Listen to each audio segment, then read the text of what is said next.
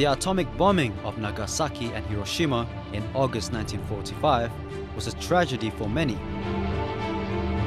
But for the nations of Indonesia, it was the opportunity to end their struggle for independence after more than 3 centuries being colonized by the Dutch and around 3 years under Japanese occupation. The Dutch returned to Indonesia to unfairly claim what's not theirs, from one treaty to another, and yet the Dutch broke the agreements ever made. It's time for the nation to defend their independence. Now right behind me is the Satria Mandala Museum. Now Satria Mandala is actually Sanskrit for sacred place for the knights. Now where I'm standing here, this is the main military museum in Indonesia. And of course, the Indonesian Armed Forces had a very big role in defending our independence.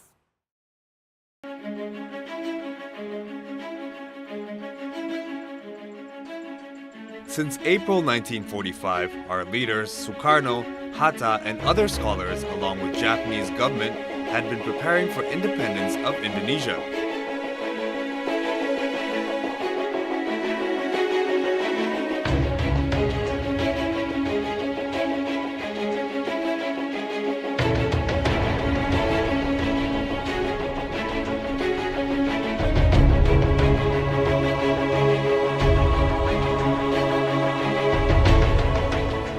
After a long debate between the leaders and Indonesian youth, the decision was finally made to declare our nation's independence on Friday, August the 17th, 1945.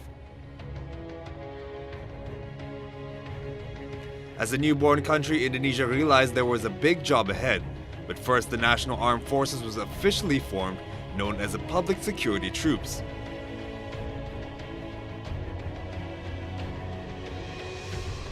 In September 1945, British and Dutch soldiers arrived back in Indonesia to keep claiming Indonesia as their colony.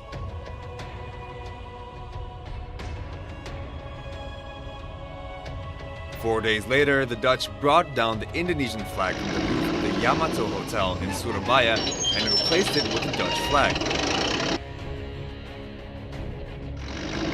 The Indonesian army did not accept this. The situation made every Indonesian realize that the war was not really over and that they needed to struggle harder to defend the independence they once gained by the blood and the hands. Now, in the time when the nation needed to concentrate on building the newborn country, the effort was ruined by the Dutch, who returned and tried to steal our independence. Of course, the Indonesian army and diplomats certainly fought back to not let that happen. We'll be right back after this.